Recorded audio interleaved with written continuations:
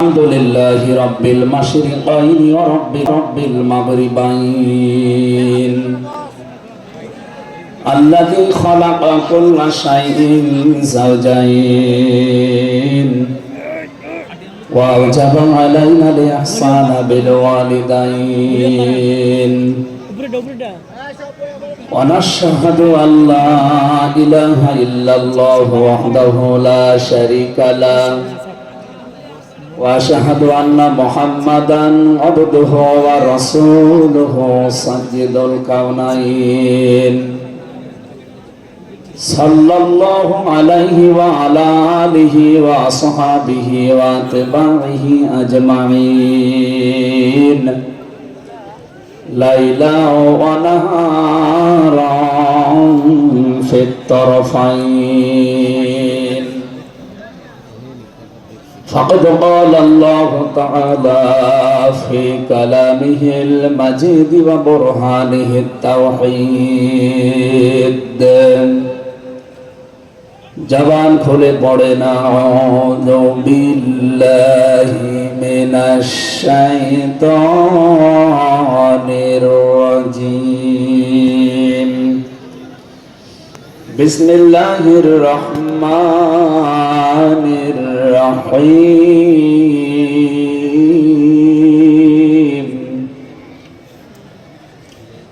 মুহাম্মাদুর রাসূলুল্লাহ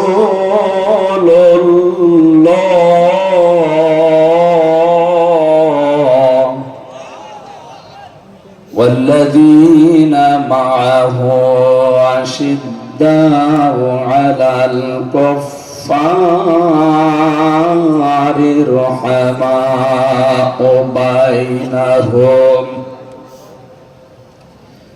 رحماء بينهم تراهم ركعا سجدا يبتغون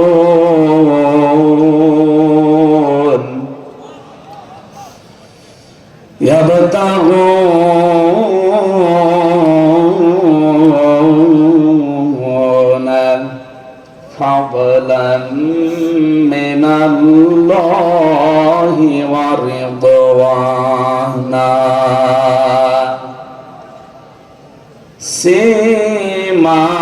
سيماهم في وجوههم من أثر السجود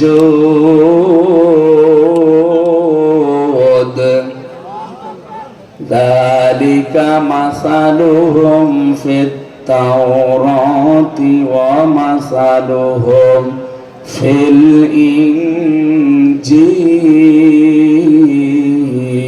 الإنجيل صدقت يا ربنا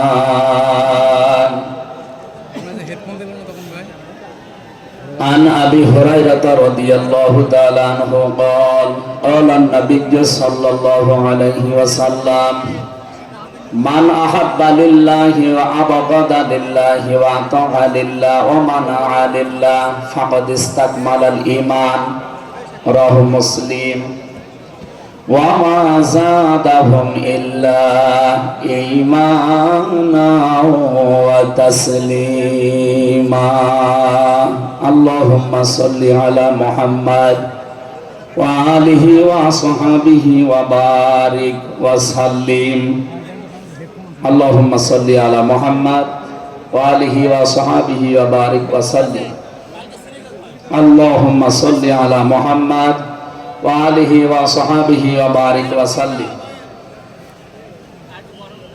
আলহামদুলিল্লাহ বাংলাদেশের ঐতিহ্যবাহী জেলা যশোর আদ্দিন সকিনা মেডিকেল কলেজ প্রাঙ্গণে ফুলের হাট যশোর 3 দিন ব্যাপী ঐতিহাসিক তাফসীরুল কোরআন মাহফিলের দ্বিতীয় রজনীর স্বনামধন্য সভাপতি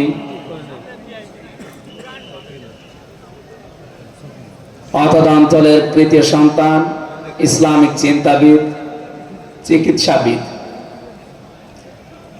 মরহুম শেখ আকিজউদ্দিন তার বড় সন্তান আলহাজ ডাক্তার শেখ মহিউদ্দিন, আতালাল্লাহু আমরাহু ওয়া বারাকাল্লাহু ফি হায়াতি, বলেন আমিন।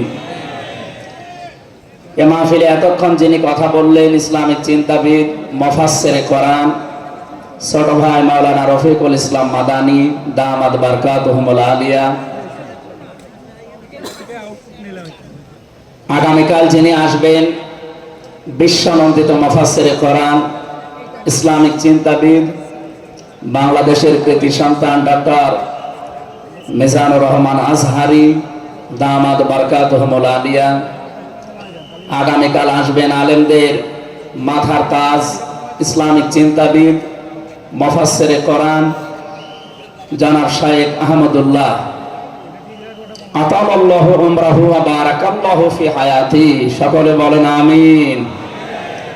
গতকাল এখানে যিনি আলোচনা রেখেছেন শাইখুল হাদিস ইবনে শাইখুল হাদিস, আমার কারাগারের সাথী, ইসলামিক চিন্তাবিদ, শিক্ষাবিদ, মুফাসসিরে কোরআন আল্লামা মামুনুল হক হাফিজাহুল্লাহ। গতকাল আলোচনা রেখেছেন শ্রদ্ধাভাজন বড় ভাই মুফাসসিরে কোরআন আব্দুল হাই মোহাম্মদ সাইফুল্লাহ, আতালাল্লাহু উমরাহু ওয়া বারাকাল্লাহু ফি হায়াতি, সকলে বলেন আমিন।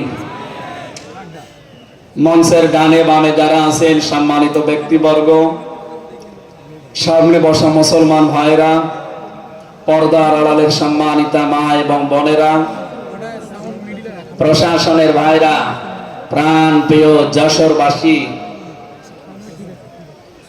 আমি প্রথমে দোয়া করছি মহান রব্বুল ইজ্জাত আল জালালের দরবারে মরহুম শেখ আকিজউদ্দিন, তার একজন সন্তান এই দুনিয়া থেকে বিদায় নিয়েছে। এ মাহফিল যিনি এককভাবে বাস্তবায়ন করতেন খুলনা বেজেরডাঙ্গার ময়দানে, উনি কয়েক বছর আমাদের ভেতরে নেই, আলহাজ শেখ মমিনউদ্দিন, আল্লাহ রাব্বুল আলামিন তার কবরটাকে যেন জান্নাতুল ফেরদাউস বানিয়ে দেন, বলেন আমিন।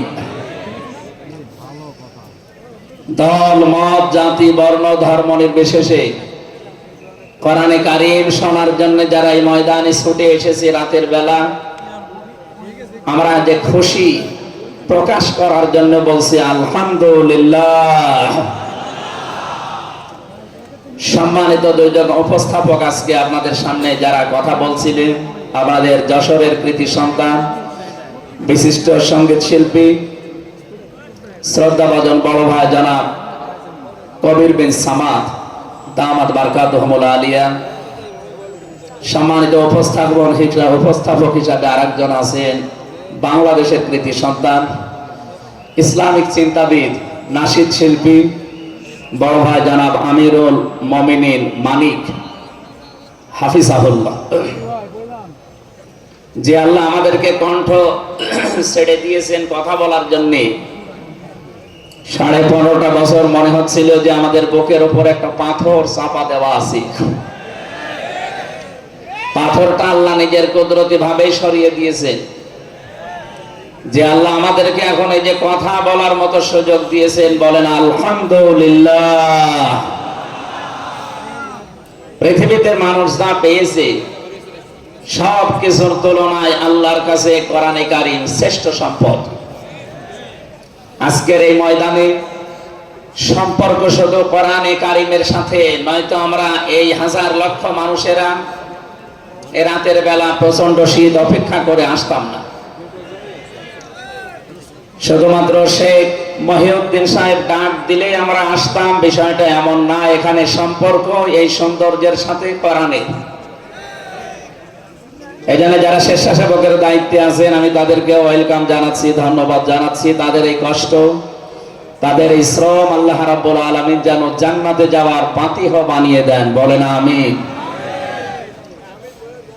কোরআনে কারীমে রাব্বুল আলামিন বলেন, কুল বিফাদলিল্লাহি ওয়া বিরহমাতিহি ফাবিযালিকা ফালিয়াফরাহু হুয়া খায়রুম মিম্মা ইয়াজমাউন, বলেন আল্লাহু আকবার।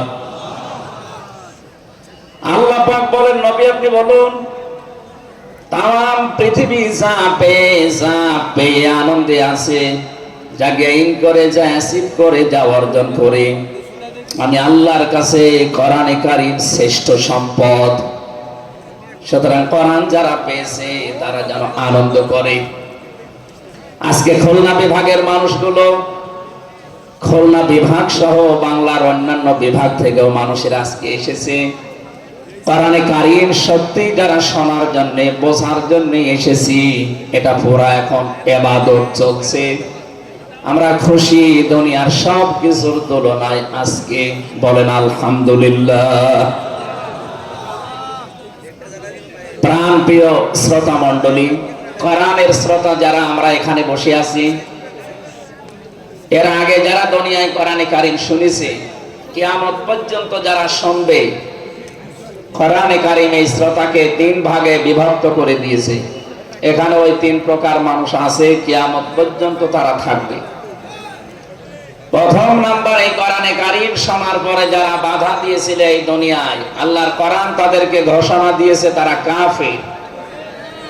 এই বাংলাদেশে আমরা এই 54 বছরে নামধারী মুসলমান, কিন্তু অনেক কাফেরের আচরণ দেখতে পেয়েছি। সূরা হামিম সাজদার 26 নম্বর আয়াতে আল্লাহ তাদের পরিচয় দিয়েছেন, وَقَالَ الَّذِينَ كَفَرُوا لَا تَسْمَعُوا لِهَذَا الْقُرْآنِ وَالْغَوْا فِيهِ لَعَلَّكُمْ تَغْلِبُونَ। আল্লাহ পাক বলেন, কাফেরেরা সিদ্ধান্ত নিয়েছিল সব চলতে দেওয়া যাবে, মুহাম্মাদের কোরআনে কারীম এটা চলতে দেওয়া যাবে না। কারণ তারা বুঝেছিল এটা 1500 বছর আগে নাযিল হওয়া। ভালোভাবে আবু জাহেল টের পেয়েছিল, বুঝেছিল এই কোরআনে কারীম মুহাম্মদুর রাসূলুল্লাহ যেটা বোঝাতে চায়, এটা যদি সত্যি জনগণ বুঝতে পারে আর মেনে নেয়, আমি যে অবৈধ চেয়ারে বসে আছি এই চেয়ার থাকবে না। যুগে যুগে যারা কোরআন বাধা দিয়েছে তারা এইটাই টের পেয়েছে। তারা খুব ভালোভাবে জানে কোরআন যারা প্রচার করে, সত্যি কোরআনের এই কথাগুলো যদি সাধারণ মানুষেরা, জনগণ বুঝে ফেলে, আমরা যে শয়তানি করি, আমরা যে অবৈধভাবে টিকে আছি, এইটা থাকবে না। এই জন্য বাস্তবতা হচ্ছে কোরআন শুনলে বাধা দেবে এরা 1 নম্বরে কাফের। আমরা জানি কাফের মারা গেলে জানাজা হয় না, হয়? বলেন বলেন। কাফেরের জন্য দোয়া করাও জায়েজ নেই।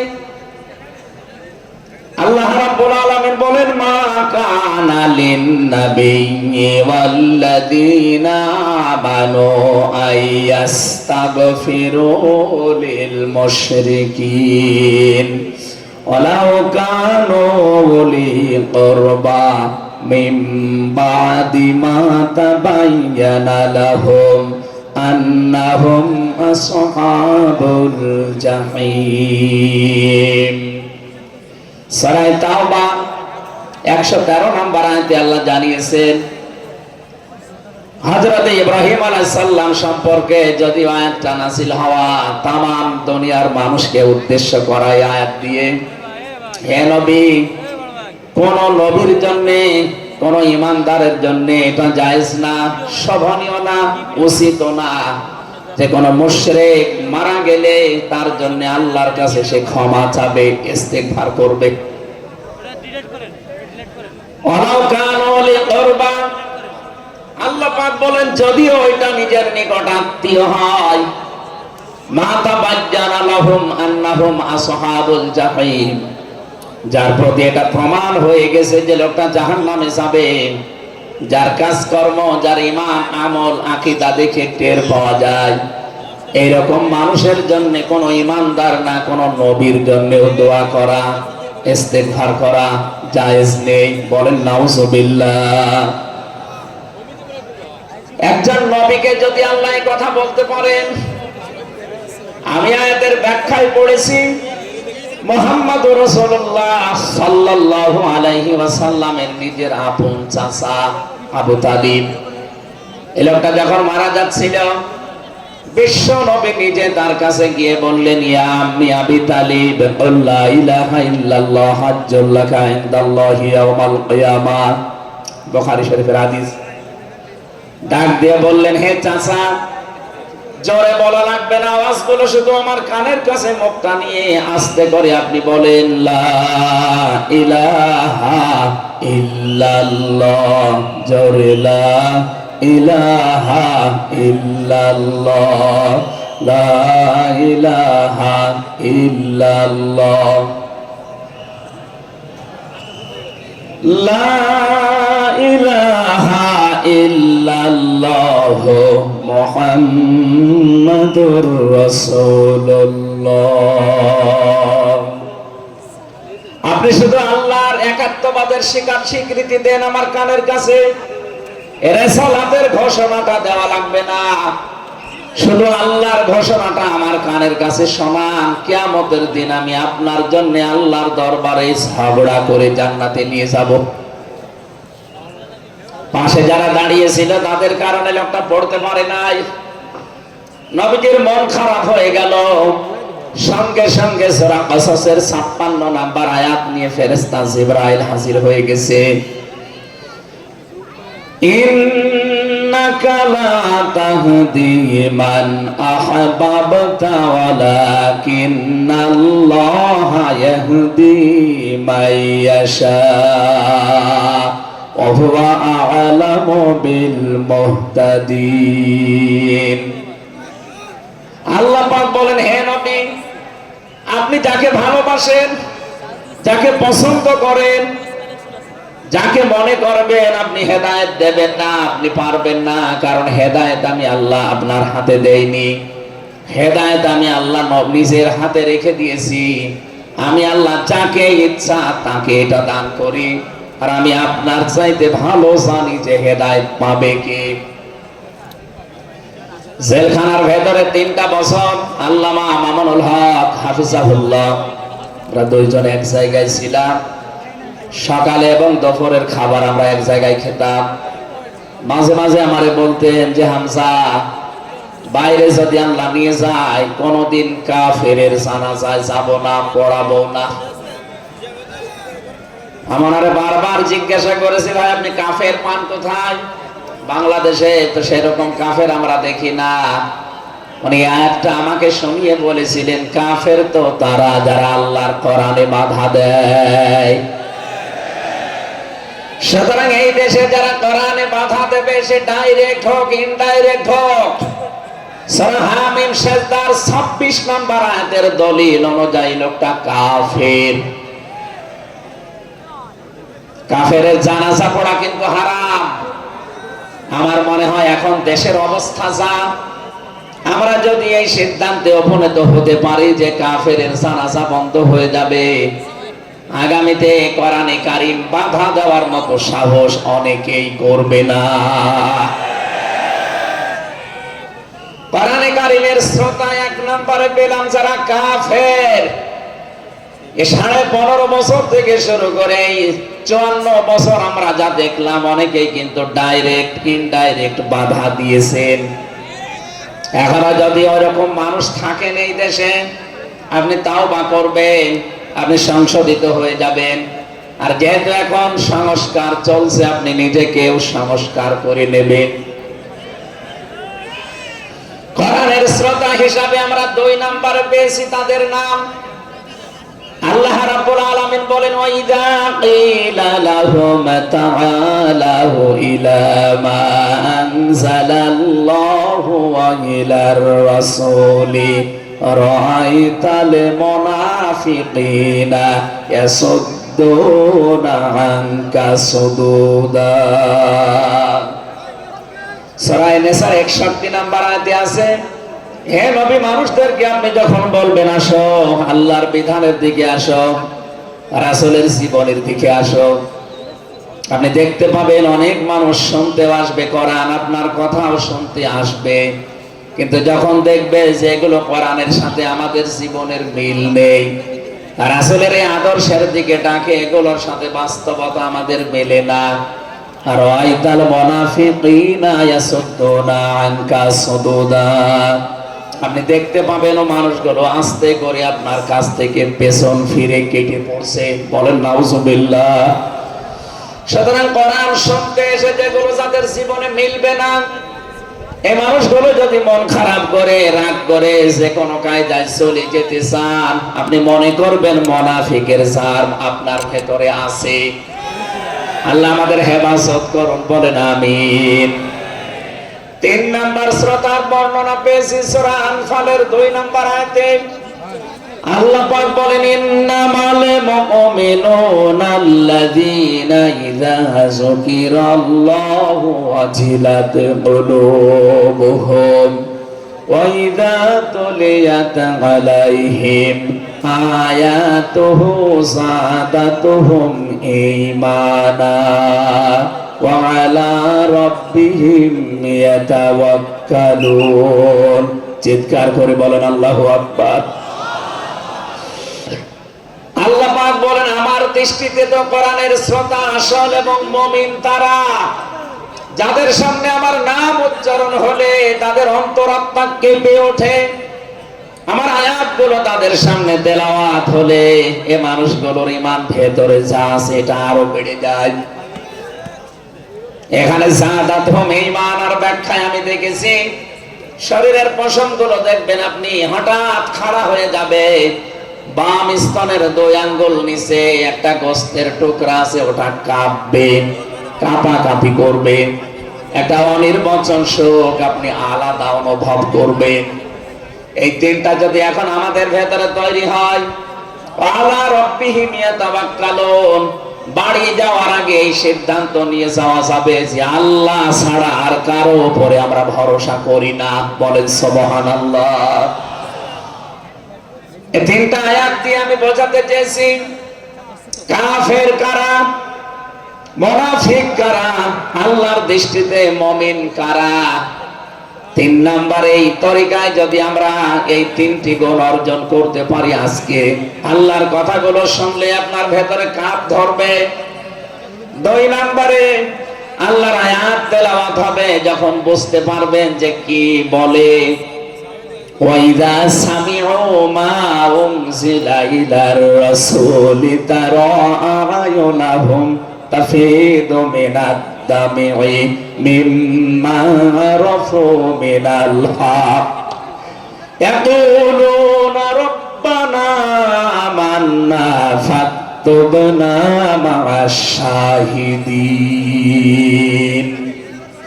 সূরা মায়েদা 7 নাম্বার পারার 1 নাম্বার পৃষ্ঠার 1 নাম্বার লাইনের 83 নাম্বার আয়াতে আছে। তাফসীরে ফি জিলালিল কোরআন থেকে শোনাচ্ছি, রব্বুল আলামিন বলেন, নবী আপনি যখন ওদের সামনে পড়বেন, আমার এই আয়াতগুলো যখন ওরা মন দিয়ে শুনবে, অনুধাবন করতে পারবে, উপলব্ধি করার যোগ্যতা যাদের আছে, আপনি দেখবেন ওদের চোখ দিয়ে মনের অজান্তে পানি পড়ছে। এখানে অ্যাক্টিভ হন আরো, কারণ কোরআন শোনার 2টা নিয়ম আল্লাহ দিয়েছেন, ফাসতামিউ লাহু ওয়া আনসিতু। শুধু শোনা না, তাহলে সামিয়া দিতেন। আল্লাহ ফাসতামিউ দিয়েছেন, এজন্য মনোযোগ সহকারে শুনতে হবে। আজকের তেলাওয়াতকৃত আয়াত থেকে আমরা তাফসীর আকারে কথা বলবো ইনশাআল্লাহ। 2 নম্বরে চুপ থাকা লাগবে।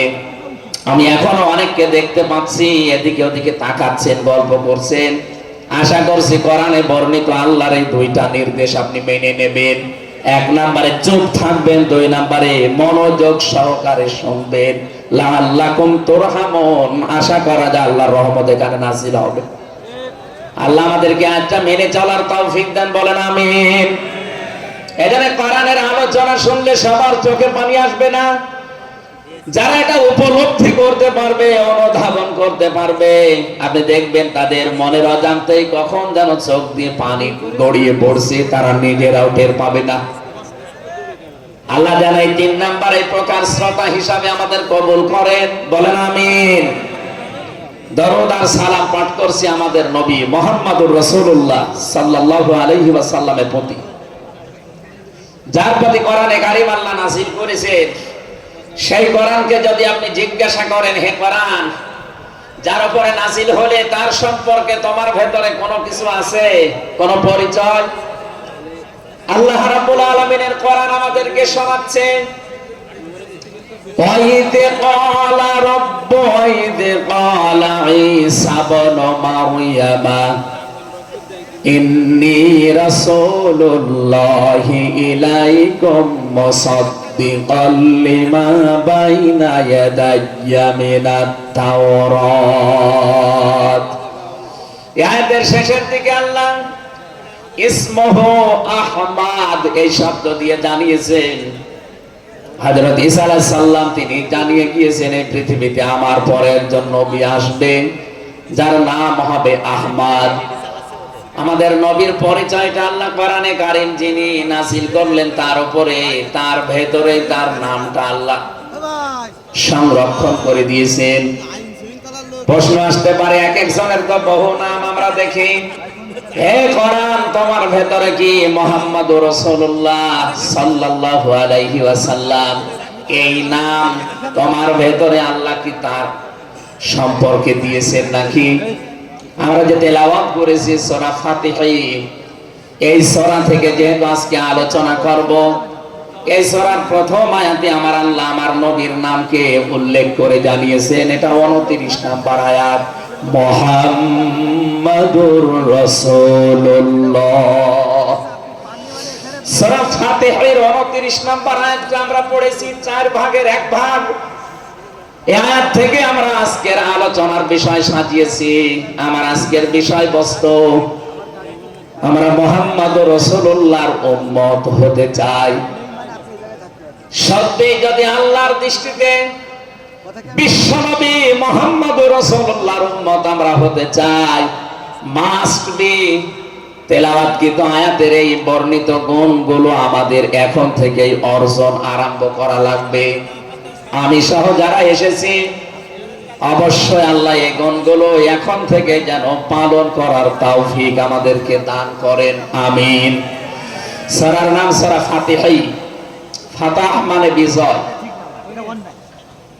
এই সূরার প্রথম আয়াতের ভেতরে এই শব্দটা আছে, এখান থেকে নামকরণ করা হয়েছে। আল্লাহ রাব্বুল আলামিন বলেন, ইন্না ফাতাহনা লাকা ফাতহাম মুবিনা। অবশ্যই হে নবী আমি আপনাকে একটা সুস্পষ্ট বিজয়ের সুসংবাদ দিচ্ছি। এই বিজয়ের ঘটনা তো ঐতিহাসিকভাবে ইবনে কাসিরের ভেতর থেকে আমি শিক্ষার জন্য এবার বলছি। এদিকে খুব অ্যাক্টিভ হয়ে থাকবেন। এই সূরা ফাতিহার 18 নম্বর আয়াত, আমার যতটুকু পড়াশোনা আছে, আমার যতটুকু লেখাপড়ার স্টাডি আছে, এই আয়াতটা এখন বাংলাদেশে সবচাইতে বেশি প্রয়োজন।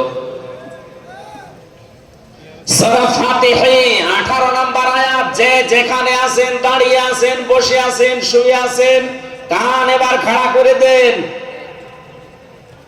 হুদায়বিয়ার সন্ধির যে ঘটনা আমরা শুনেছি এতদিন পর্যন্ত, শুধু শুনেছি অনেকে, কিন্তু এখান থেকে শিক্ষাটা আজ অনেকে নেয়নি।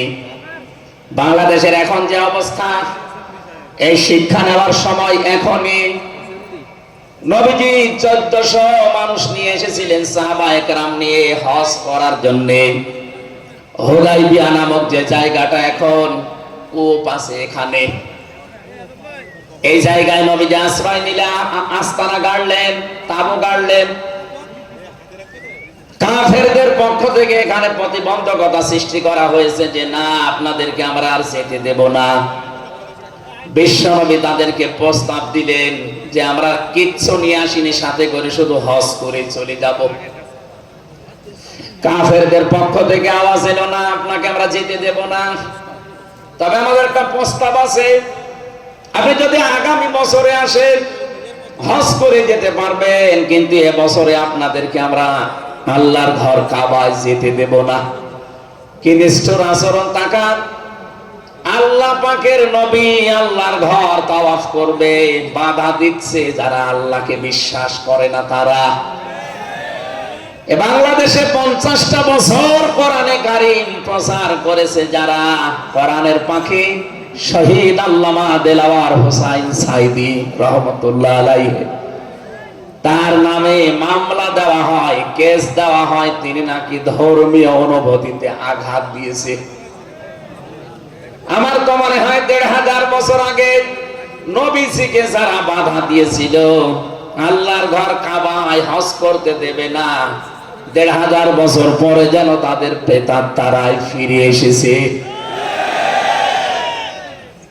আল্লাহর নবী বললেন ঠিক আছে, ওসমানকে পাঠালাম। হযরত ওসমান ইবনে আফফান রাদিয়াল্লাহু তাআলা আনহু তিনি গেলেন। হযরত ওসমানকে তারা আটক করার পরে ঘোষণা দিয়ে দিল, কতিলা ওসমান ইবনে আফফান, ওসমানকে হত্যা করা হয়েছে। এই সংবাদ যখন নবীজির কাছে এসেছে, যশোরবাসী খুব খেয়াল করেন, এখানে হযরতে ওসমানকে তারা হত্যা করার ঘোষণা দিয়ে মিথ্যা একটা সংবাদ পাঠিয়ে দিয়েছে নবীজির কাছে। নবীজি সাহাবায়ে কেরামকে বললেন, যারা ইহরামের কাপড় পরে এসেছিলে সব এখন খুলে ফেলো। সাহাবায়ে কেরাম বলেন, হে রাসূল, ইহরামের কাপড় করলে হজ? বলে হজ আগামী বছর। বাংলার মুসলমানের আমি কেন বলছি আয়াতটা, ২-১ মিনিট পরে আপনি টের পাবেন। দ্বিতীয় নম্বর, নবীজি বললেন আজকে রমজান মাস, এটা রমজান মাসের এখন আর আধা ঘন্টা ১ ঘন্টা সময় আছে মাত্র ইফতারি করার, এখনই ভেঙে ফেলো, ইফতারি করে ফেলো। দরকার আগামীতে রোজা আবার রমজানের সিয়াম আবার করে দেওয়া যাবে। যে দুইটা সিদ্ধান্ত নিলেন, দুইটাই ফরজ, একটা রোজা একটা হজ। নবীজি কিন্তু জানতেন ইহরামের কাপড় খুলে ফেললে হজ ভেঙে যাবে, আর একটু পরেই তো ইফতারি করলে রোজাটা হয়ে যায়। বিশ্ব নবী বলেন না, এক্ষুনি রোজা ভেঙে ফেলো। আবার বলছে কান খাড়া করেন, আমি কিন্তু ২ মিনিটের ভেতরে জায়গায় যাব। এত বড় দুইটা বড় বড় ফরজ বিধান নবীজি লঙ্ঘন করছেন, কারণটা কি? কারণ একটাই, ওরা একজন নিরপরাধ মানুষকে আটক করে হত্যার ঘোষণা দিয়েছে। আপনি বাংলাদেশকে ১৫.৫ বছরের সাথে ওই ঘটনাটা মিলান। একটা নিরপরাধ মানুষ, মাত্র একজন, তাকে আটক করে হত্যার ঘোষণা দেওয়ার কারণে যদি নবী মুহাম্মদ রাসূলুল্লাহ হজ ছেড়ে দিতে পারেন, রোজা ছেড়ে দিতে পারেন, তিনি ওই বাবলা গাছের নিচে হাত দিলেন। সাহাবায়ে কেরামকে বললেন, আমার হাতের উপরে সবাই হাত লাগাও, আমি আজকে তোমাদেরকে বায়াত গ্রহণ করাবো, শপথ নেব তোমাদের কাছে। ১৩৯৯ জন নবীর সাথে আছে, আর হযরত ওসমানকে যেহেতু তারা আটক করেছে, এই ১৩৯৯ জন সবাই নবীজির হাতের উপরে একটার পরে হাত দিতে আছে। বিশ্বনবী ডাক দিয়ে বলেন, সাহাবীরা, জিবরাইল এই মাত্র সূরা ফাতিহা, সূরা ফাতিহা এই সূরার 18 নম্বর আয়াতটা আমাকে তেলাওয়াত করে শুনিয়ে গেল। জিবরাইল এসেছিল, তোমরা কেউ দেখতে পাওনি। জিবরাইল আয়াতটা শুনিয়েছে, লাকাদ রাদিয়াল্লাহু আনিল মুমিনিনা ইয ইউবাইউনাকা তাহতাশ শাজারাতি ফালিমা মা ফি কুলুবিহিম ফানজালাস সাকিনাতা আলাইহিম ওয়া আসাবাহুম ফাতহান করিবা। খুব খেয়াল করেন, সেই সময় পর্যন্ত আমি চলে এসেছি। নবীজি নিজের বাম হাতটা সাহাবায়ে কেরামদের উপরে রেখে বললেন, সাহাবীরা, আজকের এই বায়াতের উপরে, শপথের উপরে আল্লাহ পাক নিজেই জানিয়েছেন যে তিনি রাজি হয়ে গেছেন। আয়াতটা শুরু করার আগে আল্লাহ দুইটা তাকিদ দিয়েছেন, লাম এবং কদ। লাকাদ রাদিয়াল্লাহু আনিল মুমিনিন, আল্লাহ পাক বলেন আমি নিজে মুমিনদের উপরে অবশ্যই অবশ্যই রাজি হয়ে গেছি। রাজি হব না, হয়ে গেছি।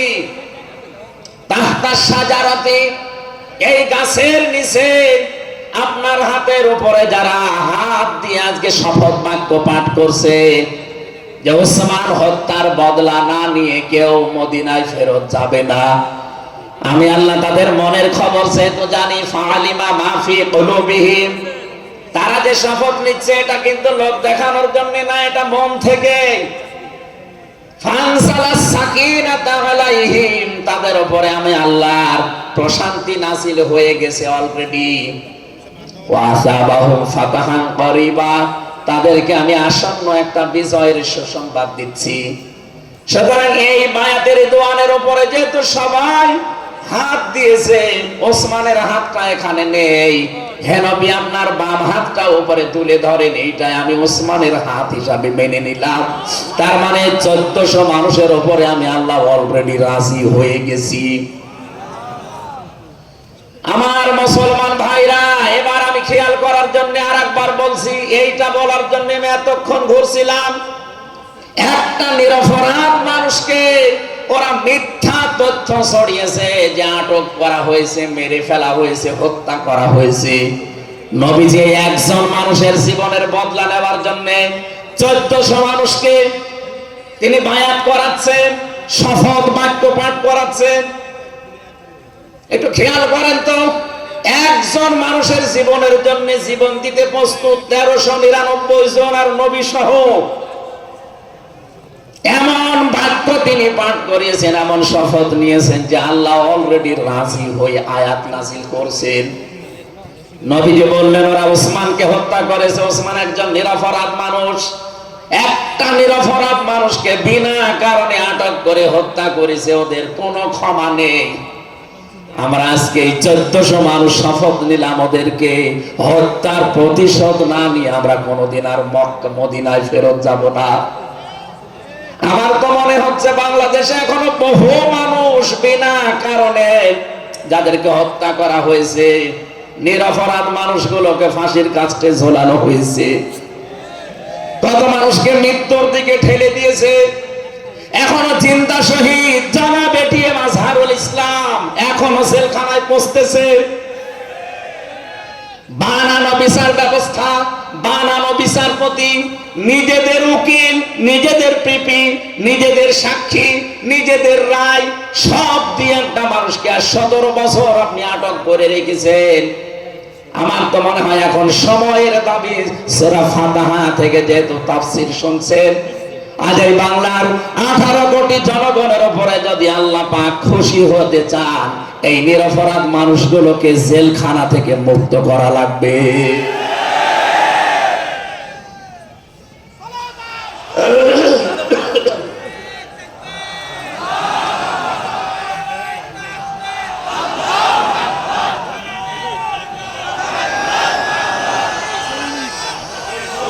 যশোরবাসী, আল্লাহ রাব্বুল আলামিন এখানে কয়েকটা বিষয় আমাদেরকে উপহার দিতে চেয়েছেন সুসংবাদের মাধ্যমে। 1 নম্বরে আল্লাহ বলেন আমি রাজি হয়ে যাব। 2 নম্বরে ওদের মনের মূল কথাগুলো যেহেতু আমি জানি, সুতরাং যারা নারায়ে তাকবীর আল্লাহু আকবার এই স্লোগান দিয়ে এই মাজলুম মানুষটার পক্ষে অবস্থান নিলেন, আমার তো মনে হচ্ছে ফানসালাস সাকিনাতা আলাইহিম, আল্লাহ পাক তার রহমত এখন এদেশের উপরে নাযিল করবে। 2 নম্বরে ওয়াসাবাহুম ফাতাহান করিবা, একেবারে সুপ্রসন্ন নিকটবর্তী একটা নিকটবর্তী বিজয় আমাদেরকে আল্লাহ এই মাজলুম মানুষটার পক্ষে দাঁড়ানোর কারণে দেবে। আমি আজকে একজন জেলখাটা মানুষের সাথে কথা বলছিলাম, তিনিও প্রায় 3.5-4 বছর জেলে ছিলেন। তিনি জানাচ্ছিলেন যে হামজা ভাই, আসলে আমরা যারা জেলে ছিলাম তারা ছাড়া এটা বোঝানো সম্ভব না। বহু মানুষ বিনা অপরাধে, বিশেষ করে 15.5 বছরে তো হবে, বিনা কারণে বিনা অপরাধে কিচ্ছু জানে না, বছরের পর বছর জেলে পচতেছে।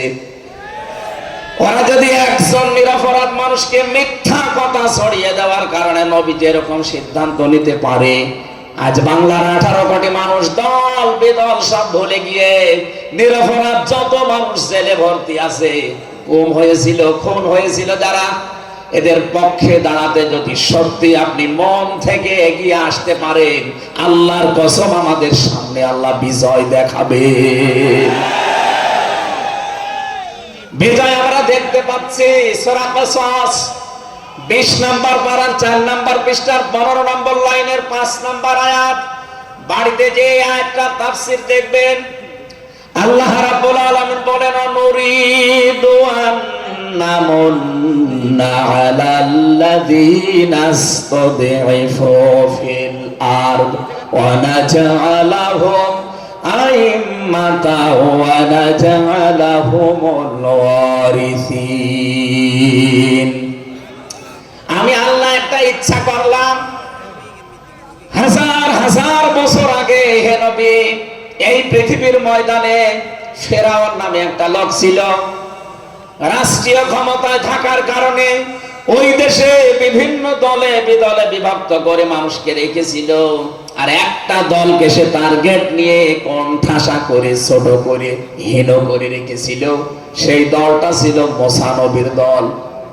আমি আল্লাহ একটা ইচ্ছা করলাম, জমিনের উপরে যাদেরকে দুর্বল করে রেখেছে ফেরাউন, এই দুর্বল দলের উপরে আমি আল্লাহ মনন করব। মনন মানে অনুগ্রহ করা, দয়া করা। আমি আল্লাহ দয়া করব তাদের উপরে, মনন করব। এই কারণে, কারণ আমি তাদেরকে জমিনের শাসন ক্ষমতায় বসাতে চাই, জমিনের উত্তরাধিকারী তাদেরকে বানিয়ে দিতে চাই। অনুমাক্কিনা লাহুম ফিল আরদ, জমিনের উপরে তাদেরকে আমি ক্ষমতায় বসাবো, এটা আমি আল্লাহর ইচ্ছা। বলেন তো, আল্লাহ যদি কোনো ইচ্ছা করে ওটা রদ করার কেউ আছে? আরো জোরে বলেন, আছে? সুতরাং এই আয়াত দিয়ে আমি যেহেতু 100 ভাগে আয়াতটা বিশ্বাস করি, হাজার হাজার বছর আগে ফেরাউনের এই জীবনের সাথে, কাহিনীর সাথে, তাফসীরের সাথে আমি বাংলাদেশে আয়াতটা মিলিয়েছি।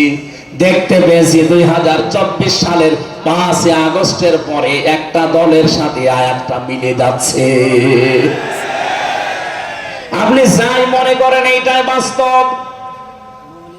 54 বছরে ভুয়া ধোয়া তুলে, ভুয়া চেতনার নাম দিয়ে যাদেরকে কোণঠাসা করে রেখেছিলেন জনগণের কাছ থেকে, আল্লাহ যেন হঠাৎ করে মানুষের মনের ভেতরে তাদের প্রতি পরিবর্তন এনে দিয়েছেন। আল্লাহ পাক যেন এই মানুষগুলোকে একটা মনন করেছেন, একটা দয়া দেখিয়েছেন। অনাজালাহুম আইম্মাতান, জমিনের ইমাম তাদেরকে যেন আল্লাহ দিনের পর দিন বানিয়ে দিচ্ছে।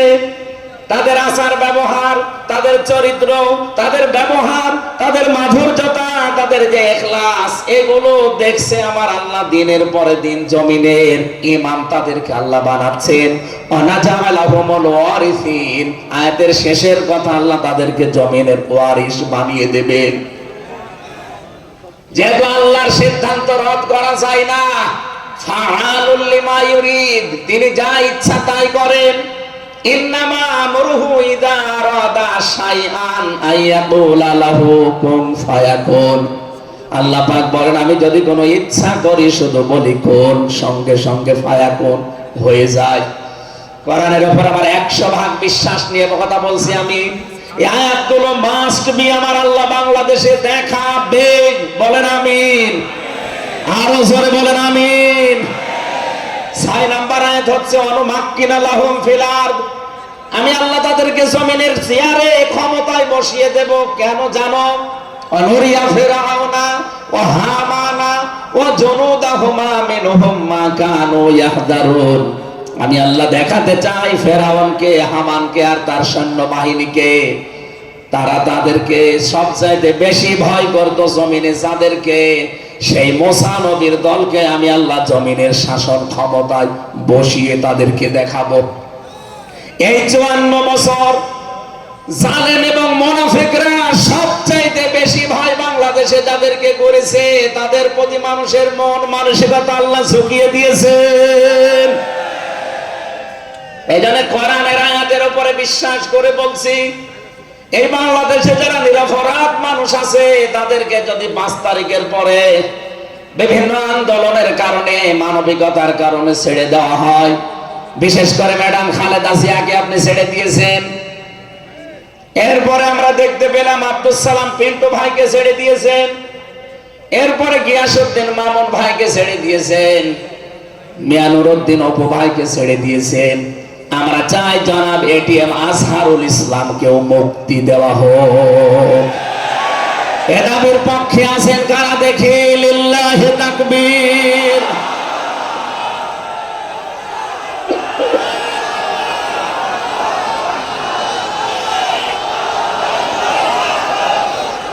আলহামদুলিল্লাহ ভাই, আমি আয়াতটা পড়লাম এই জন্যে ১৫০০ বছর আগে একটা নিরপরাধ মানুষের পক্ষে দাঁড়ানোর কারণে যদি আল্লাহ এতগুলো সুসংবাদ দিতে পারে, সাকিনা নাজিল করা, সুপ্রসন্ন একেবারে নিকটবর্তী বিজয় দেওয়া, আমরা যদি আজ নিরপরাধ মানুষগুলো যারা আজ জুলুমের শিকার হয়ে 15.5 বছর 17 বছর মানবেতর জীবন যাপন করছে, আমি তো 3 বছর তার ভুক্তভোগী। 3টা বছর আমাদেরকে ফাঁসির কন্ডেম সেলের ভেতরে 24 ঘন্টা লকআপ দিয়ে রাখতেন। কি করেছিলাম আমরা?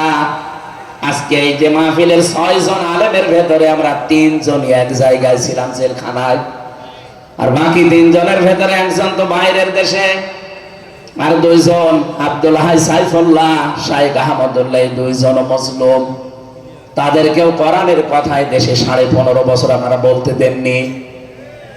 এজন্য আমি আয়াত থেকে যেটা শিক্ষা দিতে চাই, কাটছাট কথা বলছি। বাংলাদেশে যদি আল্লাহর সাকিনা প্রশান্তি মনে এবং বাইরে আপনি দেখতে চান, সুপ্রসন্ন বিজয় যদি দেখতে চান, অবশ্যই আপনাকে নিরপরাধ যারা এখনো পর্যন্ত বিভিন্ন জায়গায় মাজলুম হয়ে আছে তাদের পক্ষ নেওয়া লাগবে। এক কথা বলুন, আল্লাহ আজকে আমাদের জীবনে 100 ভাগ মেনে চলার তৌফিক দান, বলেন আমিন। এই সূরা ফাতিহা থেকে আমরা পড়েছি 29 নম্বর আয়াত। আমাদের আলোচনার বিষয় মুহাম্মদুর রাসূলুল্লাহর উম্মত কারা? রব্বুল আলামিন বলেন মুহাম্মাদুর রাসূলুল্লাহ। মুহাম্মদ সাল্লাল্লাহু আলাইহি সাল্লাম আল্লাহর রাসূল। হে নবী, দুনিয়ার কেউ যদি আপনার রিসালাত স্বীকার না করে, কেউ যদি সাক্ষী না দেয়, আমি আল্লাহ নিজে সাক্ষী দিয়ে দিলাম আপনি আমার রাসূল। সুতরাং এই বাংলার জমিনে কেউ যদি নবীর আদর্শ না মানে, বিশ্ব নবীর কোনো ক্ষতি হবে না, আল্লাহর কোনো লস নেই, যত ক্ষতি আমাদের। কথা বলে না কেন? কোরআনের চোখ লাগিয়ে দেখতে পাচ্ছি এদেশে হাজারো মানুষ জাহান্নামে দৌড়াচ্ছে। কারণ নবী মুহাম্মদুর রাসূলুল্লাহ বাদ দিয়ে পৃথিবীতে যদি অন্য কাউকে কিয়ামত পর্যন্ত কেউ আদর্শ মেনে চলে, কোরআনের কসম দিয়ে বলছি মাস্ট বি লোকটা জাহান্নামী। এজন্য এরকম আচরণে যারা আছেন, বুঝে হোক না বুঝে হোক, আল্লাহ রাব্বুল আলামিনের পরিচয় দেওয়ার আগে আমার আল্লাহ রাসূলের পরিচয় আমাদের কাছে দিয়েছেন। রাব্বুল আলামিন বলেন কুল হুয়াল্লাহু আহাদ আল্লাহুস সামাদ লাম ইয়ালিদ ওয়া লাম ইউলাদ ওয়া লাম ইয়াকুল লাহু কুফুয়ান আহাদ। এখানে আল্লাহর একাত্মবাদের শিক্ষা দেওয়া হচ্ছে। আল্লাহ পাক বলেন হে নবী আপনি বলুন, অথচ শোনানো হচ্ছে যার কথা, তার কথা তো আগে বলার দরকার ছিল। এখানে আগে রিসালাতের ঘোষণাটা দেওয়া হয়েছে, কুল হে নবী আপনি বলুন। ও বাংলার মুসলমানেরা, ফেরাউনের জীবনী পড়ে আমি দেখেছি সে কিন্তু আল্লাহর একাত্মবাদের ঘোষণা দিয়েছিল, কিন্তু রিসালাতের ঘোষণা দেয়নি, এজন্য লোকটা ঈমান পায়নি। বাংলাদেশে বহু মানুষকে আমরা দেখতে পাচ্ছি আল্লাহর কথা বললেও বলেন আমরা কি নামাজ পড়ি না, রোজা রাখি না, আমি কি হজ করি না, দান সাদকা করি না, এগুলো সব আল্লাহর বিধান। এগুলোর পাশাপাশি আল্লাহর প্রেরিত পুরুষ যিনি আমাদের এই জামানায়, আল্লাহর প্রেরিত পুরুষ যিনি কিয়ামত পর্যন্ত, তার নাম মুহাম্মাদুর রাসূলুল্লাহ। জ্ঞানী মানুষ যারা বসে আছেন এক কথায় তারা বুঝবেন আমি জানি। আজ বিশ্ব নবীর আদর্শ বাদ দিয়ে আপনি কার আদর্শ মানেন আপনার বিবেকের কাছে প্রশ্ন করেন। এটা রাজনীতি মনে করে কেউ যদি চলে যান আপনার কপালে আগুন লাগবে, আপনারও মরণ হবে ফেরাউনের মতো। ও আল্লাহকে মেনেছিল কিন্তু রেসালাত মানে নাই। এদেশে আজ অনেকে আল্লাহর কথা বললে নামাজ পড়ে, রোজা রাখে, হজ করে আসে, দান সাদকা করে। আরে ভাই, এগুলো সবই আল্লাহর বিধান। আপনি আল্লাহকে মানেন, কিন্তু তার প্রেরিত পুরুষ এই জামানায় যিনি কিয়ামত পর্যন্ত তার নাম মুহাম্মাদুর, মুহাম্মাদুর, আবার জোরে বলেন মুহাম্মাদুর রাসূলুল্লাহ। এতক্ষণ পর্যন্ত যা বললাম আমি আশা করছি আপনি বুঝেছেন। বিশ্ব নবী বাদ দিয়ে অন্য কারো আদর্শ এই জমিনে মানা যাবে না। মানলে আপনি বুঝে মানেন, আর না বুঝে মানেন আপনি জাহান্নামী। এখন যদি মুসা আলাইহিস সালাম আসে দুনিয়ায়, যদি ঈসা নবী এখন আসে, আর আমরা কেউ যদি আল্লাহর নবী মুহাম্মদ রাসূলুল্লাহকে বাদ দিয়ে ঈসা নবী, মুসা নবীকেও মেনে চলি, নিছক আপনি জাহান্নামী। এটা রেকর্ড হচ্ছে, সারা দুনিয়ায় যাবে। সূরা আলে ইমরানের ৮০ নম্বর আয়াত। অন্য ধর্মে যারা আছেন, ইহুদি, খ্রিস্টান, আহলে কিতাব যারা দাবি করেন, এমনকি এই মুশরিকদের ভেতরেও যারা, বৌদ্ধদের ভেতরে যারা অমুসলিম, তাদেরকে বলছি আপনারা ভুল পথে আছেন। আপনারা যাদেরকে নবী নাম বলে চলেন, যিশু বলেন, ঈসা আলাইহিস সালামকে, মুসা আলাইহিস সালামকে আপনারা যোসেফ বলে ডাকেন। আপনাদের ওই সমস্ত নবীগুলো তাওরাতে, ইনজিলে অলরেডি ঘোষণা দিয়ে গেছে যে আমাদের পরে একজন শেষ নবী আসবে, তার নাম মুহাম্মাদুর রাসূলুল্লাহ বা আহমদ। তাকে যদি তোমরা জীবদ্দশায় পেয়ে যাও, পৃথিবীর সব কিছু ছেড়ে দিয়ে তার আদর্শটা গ্রহণ করবা, নয়তো পথভ্রান্ত হয়ে, পথভ্রষ্ট হয়ে জাহান্নামে যাওয়া লাগবে। যাকে মেনে চলার দাবি করেন সেই যিশু, সেই যোসেফ, হযরত ঈসা নবী, হযরত মুসা, আপনাদেরকে শোনায় না। এই সত্য বিধান আপনি ইনজিলে পড়েন। আমার শেষের শব্দ ছিল ফিত তাওরাতি ওয়াল ইনজিল। এই দুইটা কিতাব আপনারা বই আপনারা পড়ে দেখবেন, এখানে আমাদের নবী, শেষ নবীর বর্ণনা আছে ৯০৩ জায়গায়। বলেন আল্লাহু আকবার। আল্লাহ পাক প্রথম শব্দে জানাতে চেয়েছেন, হে নবী, কেউ যদি আপনাকে স্বীকার না করে, কেউ না মানে, আমি আল্লাহ নিজে ঘোষণা দিলাম, ওয়াল্লাযীনা মাআহু আশিদ্দাউ আলাল কুফফার। আপনার সঙ্গে সাথে যারা হবে, আপনার সাথে যারা থাকবে, আপনার উম্মত বলে যারা কিয়ামত পর্যন্ত দাবি করবে, তাদের ভেতরে এই গুণগুলো মাস্ট বি পাওয়া যাবে। যশোরবাসী, এবার আপনাদের জন্য আপনি মিলান তো এই আয়াতটা নিজের জীবনে আছে কিনা। ওয়াল্লাযীনা, আর যারা, মাআহু, আপনার সঙ্গে থাকবে, আশিদ্দাউ আলাল কুফফার, তারা কাফেরদের প্রতি বজ্রকণ্ঠ হবে। কালকে মাওলানা মামুনুল হক, আমি ছিলাম কালকে চট্টগ্রামের ফেনীতে, একটু লাইভ দেখেছি। উনি কিন্তু শেষের দিকে এটা জানিয়েছেন, ওঠো, বজ্রমুঠি করো, ঘোষণা দাও। এ কথা বলেন না, এই কথা বলেন না কেন?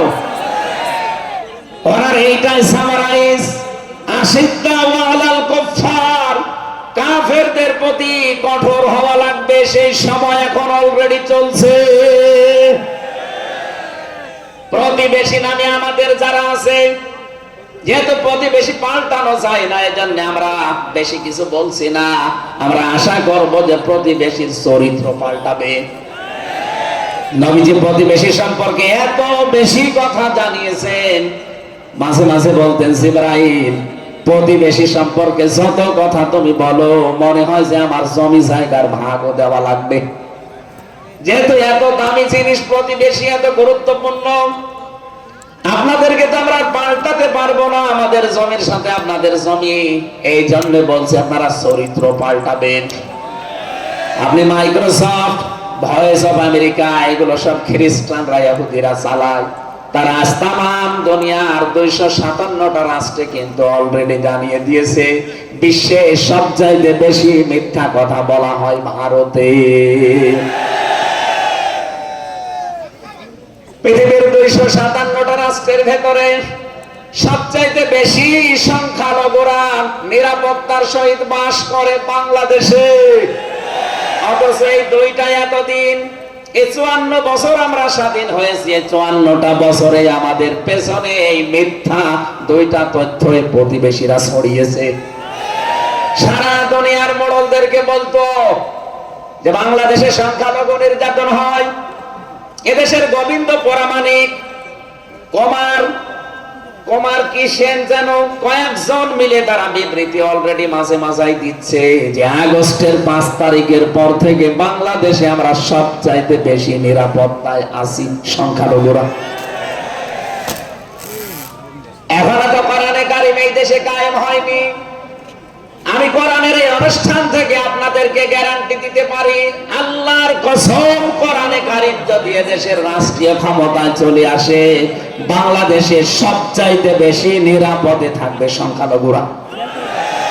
একজন মুসলমানের মাথায় যদি কেউ আঘাত করে একটা গুনাহ হবে, একটা অমুসলিমের গায়ে যদি কেউ আঘাত করে ডবল গুনাহ হবে। বাংলার মুসলমানেরা অনেকে মনে করেন যে এটা মনে হয় নতুন হাদিস। না, আপনি একজন মুসলমানকে আপনি মারলেন, আপনার নিজের ভাই, সে আল মুসলিম আখুল মুসলিম, কিন্তু অমুসলিম আপনার ভাই, এই কথা কোরআনেও নেই, হাদিসেও নেই। কি কথা বলেন এখন? তিনটা বিষয় যদি কারো ভেতরে পান, সে যেই হোক। এক নম্বরে কেউ যদি আমার কেবলাকে কেবলা মনে করে, ফাহুয়া আখি, সে আমার ভাই। 2 নম্বরে আমার জবাই করা জিনিস যদি সে খেতে চায়, ফাহুয়া আখি, সে আমার ভাই। 3 নম্বরে সে যদি আমার মতো নামাজ পড়ে, সে আমার ভাই। সুতরাং এই 3টা বিষয় সামনে রেখে আমরা এই দেশে যারা আছি, মতের হয়তো মিল নেই, দলের হয়তো নামের মিল নেই, কিন্তু এই 3টা বিষয় যারা মানবেন, আমার মতো নামাজ পড়বেন, আমার কাবাকে কাবা মনে করবেন, আমার জবাইকে তো ব্যস্ত আপনিও খাবেন, এতে যেই হোক এই দেশে আমরা সবাই তাকে ভাই ভাই ভাই মনে করি। কথা বলেন ঠিক কিনা? এই 3টার বাইরে যারা আছেন তারা তো আর আমার ভাই না। তাদের সম্পর্কে কি? তারা আমার এই দেশের আমানত।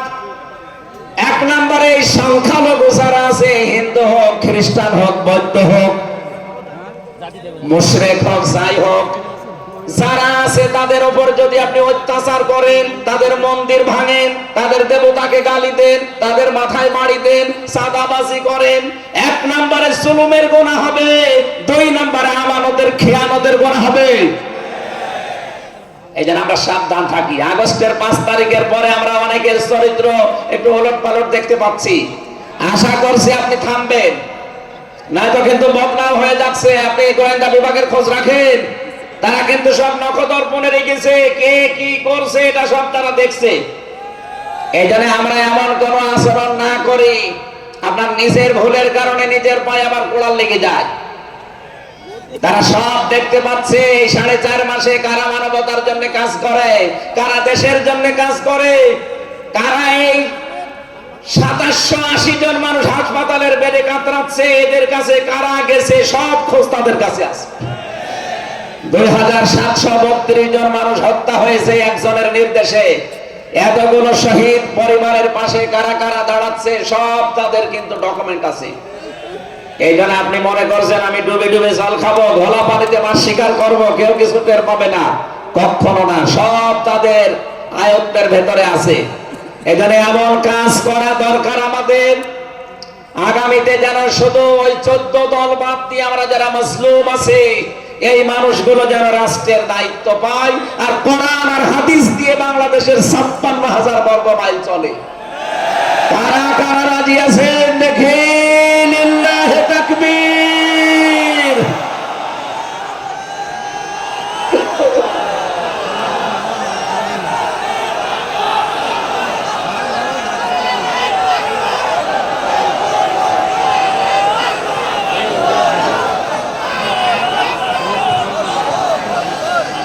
আমার ভাইরা,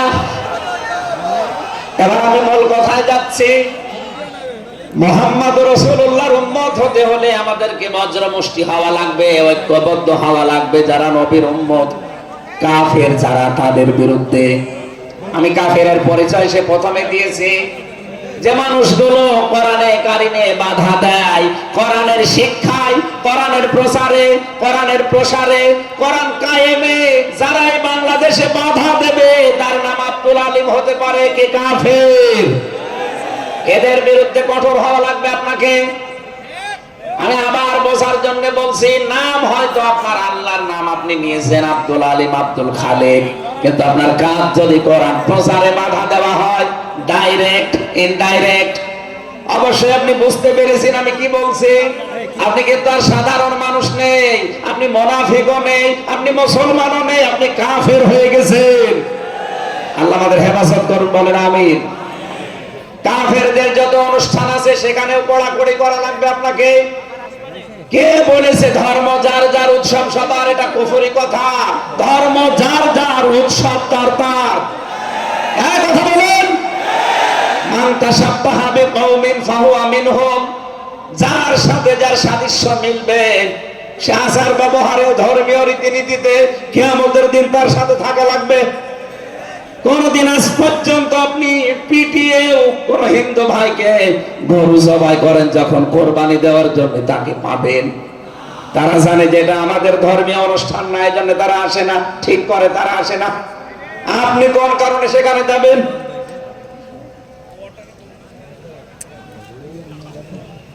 রুহামাউ বাইনাহুম। দ্বিতীয় নম্বরে আমরা পেয়েছি নিজেদের ভেতরে মহব্বত, ভালোবাসা, সম্প্রীতি, মায়া, মমতা। এটা নিজেদের ভেতরে মায়ানো লাগবে। আপনি নবীর উম্মত হতে চান, অথচ এটা নিজেদের ভেতরে আরো দূরত্ব তৈরি করেন না। এটা নিজেদের ভেতরে আরো স্যাক্রিফাইস করে হোক, ডাকাডাকি করে হোক, নিজেদের ভেতরে এটা তৈরি করা লাগবে আরো বেশি। তার অহমরুকান সজ্জাদা। হে নবী, আপনার উম্মত যারা, আপনার সাথে যারা আছে, তাদেরকে দেখতে পাবেন আল্লাহর সন্তুষ্টি এবং অনুগ্রহ তালাশ করার জন্য তারা রুকু এবং সেজদাকারী অবস্থায় তাদের দেখতে পাবে। নবীর উম্মত যারা এসেছেন, অন্য ধর্মের লোকদেরকে বাদ দিলাম, বিশ্ব নবীর উম্মত যারা এখানে বসে আছেন, আমাদের উচিত হবে যতদিন আজরাইল না আসে ফরজ নামাজ আমরা কোনোদিন ছেড়ে দেব না। আরো জোরে বলেন। আল্লাহ যেন এটা মেনে চলার তৌফিক দেন আমাদের একেবারে জীবনের শেষ দিন পর্যন্ত। 2 নম্বরে, ফরজ নামাজের সময়টুকু যেভাবেই হোক বের করে আপনি আদায় করেন। সুন্নত নফল ওইগুলো যদি পড়তে না পারেন পরবর্তীতে পড়বেন, কিন্তু ফরজ নামাজ কেউ ছেড়ে দিয়ে সে আল্লাহর আয়ত্ত থেকে বের হয়ে যায়। বলেন নাউজুবিল্লাহ। সাহাবায়ে কেরাম আল্লাহর দরবারে যে 7টা কারণে কবুল হয়েছিলেন, তার ভেতরে 1 নাম্বার কারণ ছিল এই মানুষগুলো আল্লাহর বিধান সামনে পেলে পৃথিবী ভুলে যেতেন। আব্দুল্লাহ আনসারী রাদিয়াল্লাহু তাআলা আনহুর জীবনে পড়েছি, এরকম আল্লাহর বিধান সেজদাকে সামনে রাখতে গিয়ে নিজের স্ত্রীকে এক কাপড়ে গর্তের ভেতরে বসিয়ে রেখেছিল, নিজের ছেলেকে শিকল দিয়ে বেঁধে রেখেছিল, তারপরও আল্লাহর বিধান সেজদা সে ভুলে যায় নাই। আমাদের এরকম কঠিন পরিস্থিতি এখন হয়তো আসেনি, তারপরও আমরা অনেকে বিনা কারণে ফরজ নামাজ ছেড়ে দেই। আমি নামাজের কথা মুসলমানদের কাছে সচরাচর বলতে চাই না, কারণ একজন মুসলমান আর একজন কাফেরের ভেতরে পার্থক্য নামাজ। নামাজ যদি কেউ না পড়ে সে মুসলমান থাকে কি করে? সুতরাং আযান হওয়ার পরে মুসলমান যাবে মসজিদে নামাজ আদায় করতে, মানুষ টের পাবে যে লোকটা মুসলমান। রিজালুল্লাহ তুলহিহিম তিজারাতু ওয়ালা বাইউন আন যিকরিল্লাহ ইলা আখিরি আয়াত। মুসলমান ব্যবসায়ী যারা, তাদের পরিচয় আল্লাহ দিয়েছেন। আল্লাহ রাব্বুল আলামিন বলেন, এই পৃথিবীর ময়দানে যারা মুসলমান ব্যবসায়ী, আযান হওয়ার সঙ্গে সঙ্গে ব্যবসা প্রতিষ্ঠান বন্ধ করে দিয়ে তারা সেজদায় দৌড়াবে। ইয়াবতাগুনা ফাদলাম মিনাল্লাহি ওয়া রিদওয়ানা। এখানে আল্লাহ 2টা শব্দ ব্যবহার করেছেন। আল্লাহর ফজল যদি কেউ চায় তাহলে অবশ্যই তাকে মসজিদে যাওয়া লাগবে। আল্লাহুম্মা ইন্নী আসআলুকা মিন ফাদলিকা। ফজলের জন্য জমিনে আল্লাহ পাঠিয়েছেন আমাদেরকে, আর রহমতের জন্য তার ঘর মসজিদে পাঠিয়েছেন। এজন্য আল্লাহর রহমতের জন্য 5 বার আল্লাহর ঘরে আমাদেরকে যাওয়ার নির্দেশ দিয়েছেন। আল্লাহ আর যদি ফসল অনুগ্রহ পেতে চাই রিজিক, এগুলোর জন্য জমিন, এই জমিন আল্লাহ আমাদেরকে হালাল রুজি উপার্জন করার যে ব্যবস্থা, এরকম ময়দান যেন তৈরি করে দেন। বলেন আমিন। সীমাহুম ফি ওজুহিহিম মিন আসারিস সুজুদ। আল্লাহ বলেন এদের এই চিহ্নগুলো, সিজদার চিহ্নগুলো এদের চেহারার বিভিন্ন জায়গায় ফুটে উঠবে। কিয়ামতের ময়দানে এই চিহ্ন দেখে দেখে নবী সুপারিশ করে করে জান্নাতে নিয়ে যাবে। হয় কপালে, নাই নাকে, নাই হাতে, যে সমস্ত জায়গায় সিজদা দেওয়ার জন্য আপনি জমিনে লাগিয়েছিলেন, এই জায়গাগুলো কিয়ামতে চমক দিতে থাকবে। আল্লাহ আমাদের প্রত্যেককে এই 5টি গুণ অর্জন করার মাধ্যমে বিশ্ব নবীর খাঁটি উম্মত হওয়ার তৌফিক দিন। আমিন, আল্লাহুম্মা আমিন। লা ইলাহা ইল্লা আনতা সুবহানাক ইন্নী কুনতু মিনাজ জালিমিন।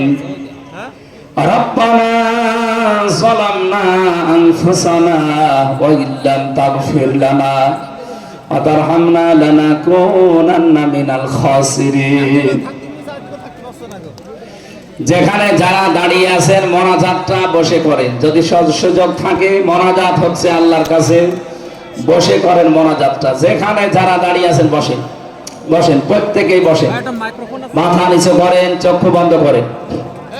নিজের জীবনের অপরাধ গুলো স্মরণ করেন মনে মনে। আমরা আশা করব আজকে যতগুলো অপরাধ স্মরণ হবে, কোরআনের ইজ্জতে আল্লাহ অপরাধ গুলো সব মাফ করে দিয়ে ওই জায়গাটা নেকি দিয়ে পাল্টিয়ে দেবে ইনশাআল্লাহ।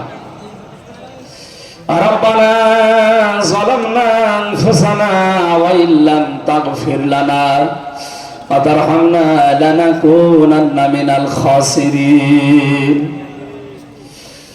রব্বুল আলামিন যশোর বুলেরহাট আব্দিন সকিনা মেডিকেল কলেজ প্রাঙ্গণে 3 দিন ব্যাপী ঐতিহাসিক তাফসীরুল কোরআন মাহফিলের দ্বিতীয় রজনীতে রাত 11টা বেজে গেছে। সেই জোহরের পর থেকে গভীর রজনী পর্যন্ত যারা কোরআনে কারীম শোনার জন্য চাতক পাখির মতো বসে আছে, আল্লাহ মনের ভেতরে যার যে কামনা বাসনা আছে মেহেরবানি করে পুরা করে দাও। এ বিশাল আয়োজনের দিকে তুমি একটু তাকাও। আল্লাহ মনে হচ্ছে তারা জান্নাত সাজিয়েছে। তোমার হাবিব জানিয়েছে কোরআনের পেছনে যারা টাকা পয়সা খরচ করবে, কিয়ামতে ওই অর্থের হিসাব তোমার কাছে দেওয়া লাগবে না। আজকের এই বিশাল ময়দান সাজাতে গিয়ে যারা টাকা পয়সা খরচ করেছে, আদ্দিন ফাউন্ডেশন, আকিস গ্রুপের যে ভাইগুলো, এদের এই টাকাগুলো কোরআনের ইজ্জতে, কোরআনের প্রচারের জন্য কবুল করে নাও। সওয়াব যদি তুমি দিয়ে থাকো খুশি হয়ে, আল্লাহ তাআলা যা বলতে চেয়েছি আমার ঈমান থেকে আমি হক কথাগুলো বলার চেষ্টা চালিয়েছি। সওয়াব যদি অক্ষরে অক্ষরে 10টা করে নেকি হয়ে যায়, সওয়াবগুলো তুমি আমাদের নবীর রওজায় পৌঁছিয়ে দাও। দুনিয়ার মাটির নিচে যারা ঈমান নিয়ে ঘুমিয়ে আছে এদেরকে ক্ষমা করে দাও। বিশেষ করে আমাদের মা বাবা যাদের নেই, যারা মাথা নিচু করে চক্ষু বন্ধ করে চোখের পানি ফেলে দিয়েছে মার বাবার জন্য, এই মুহূর্তে মা বাবাকে কবরে জান্নাতুল ফেরদাউস দিয়ে দাও। মরহুম শেখ আকিজউদ্দিন, তার স্ত্রীরা যারা কবরে ঘুমিয়ে আছে, তার সন্তান মরহুম শেখ মমিনুদ্দিন ভাই সহ প্রত্যেকের কবরগুলো তুমি জান্নাতুল ফেরদাউস বানিয়ে দাও। এলাকায় মাটির নিচে যত মানুষ কবরে আছে আল্লাহ, হাজার হাজার মন মাটি বুকের উপরে নিয়ে তাদের বুককে তুমি হালকা করে দাও। কবরগুলো জান্নাতের সাথে সংযোগ বানিয়ে দাও। এ মাহফিল বাস্তবায়নে যারা শ্রম দিয়েছে, যে সেইভাবে এগিয়ে এসেছে, আল্লাহ স্বেচ্ছাসেবক ভাইদেরকে, বিশেষ করে প্রশাসনের যে ভাইগুলো এসেছে, নিজেদের বাবা মা, ভাই বোন, আত্মীয় স্বজন, স্ত্রী পুত্র ছেড়ে যারা বাংলার বিভিন্ন প্রান্তে দায়িত্ব পালন করছে, আজকের এই বিশাল আয়োজন যারা পাহারা দিচ্ছে, এদের এই পুরা দায়িত্বটা আল্লাহ তুমি ইবাদত হিসাবে কবুল করে নাও। সম্মানিতা মা বোনেরা পর্দার আড়ালে বসে আছে, খাদিজার মতো, আয়েশার মতো তাদেরকে বানিয়ে দাও। এদের পেটে তুমি নেককার সন্তান দান করো। আল্লাহ আগামীর বাংলাদেশ তুমি মেহেরবানি করে কোরআনের হাতে তুলে দাও। চর্ম চোখে যেন দেখতে পারি এ দেশটা 56,000 বর্গ মাইল তোমার কালাম দিয়ে চলছে। আল্লাহ তাআলা, আমি নিজে অসুস্থ, যত মানুষ আমার সাথে অসুস্থতা হাত তুলেছে শেফায়ে কামেলা আজলা নসিব করো। আমার মা বাবার জন্য দোয়া করছি, আল্লাহ আমার মা বাবাকে মাফ করে দাও। রব্বির হামহুমা কামা রব্বায়ানি সাগীরা। আল্লাহ তাআলা, আমার স্ত্রী সন্তান যেগুলো দিয়েছো সহি সালামতে রাখো। যে যে আশা নিয়ে ভরসা নিয়ে আমরা হাত তুলেছি, জীবনের সাইজ আশাগুলো আজকেই তুমি পূরণ করে দাও রব্বুল আলামিন। এই আদ্দিন প্রতিষ্ঠানটাকে কিয়ামত পর্যন্ত কায়েম রাখো। যারা এখানে কাজকর্ম করে এদের জীবনে বরকত দাও। আগামীতে এই অনুষ্ঠানটা কোরআনের জন্য আরো বিশাল আকারে কবুল করে নাও। বড় ভাই কবির বিন সামাদ, আমিরুল মুমিনিন মানিক সহ যত পরিচালক এখানে কাজ করছে উপস্থাপনায়, প্রত্যেকের জীবন কবুল করো আল্লাহ তাআলা। আগামীতে যিনি আসবেন ডক্টর মিজানুর রহমান আজহারী ভাই, শাইখ আহমদুল্লাহ সহ কোরআনের সঠিক কথাগুলো তাদের জবান থেকে বের করে দিও। তোমার বান্দা বান্দীদের আশা যাওয়া কালকে আরো আসান করে দিও আল্লাহ। বারাকাল্লাহু লানা ওয়া লাকুম ফিল কোরআনিল আযীম। মরণ আসলেই যেন পড়তে পারি লা ইলাহা ইল্লাল্লাহু মুহাম্মাদুর রাসূলুল্লাহ। আসসালামু আলাইকুম। আমার লিখিত বই পাওয়া যাচ্ছে, আমার কারাগারে লিখিত এবং বাইরে লিখিত। এখানে ওই যে বইয়ের স্টল দেওয়া আছে, আমার মনে হয় বইয়ের স্টল যেখানে দেওয়া আছে আপনারা ওই জায়গায় আমার প্রায় 7টা বই পাওয়া যাচ্ছে। 19 নাম্বার স্টলে পাওয়া যাচ্ছে আমার বইগুলো। নামাজ আদায় পদ্ধতি, ঈমান আনার পদ্ধতি, কোন আমলে কোন জান্নাত, কোন আমলে কোন জাহান্নাম সহ আরো অন্যান্য বইগুলো আপনারা আশা করছি ওখান থেকে নেবেন। 19 নাম্বার স্টলে আছে, 50% ছাড় দিয়েছে, নিয়ে যান। আসসালামু আলাইকুম ওয়া রাহমাতুল্লাহ।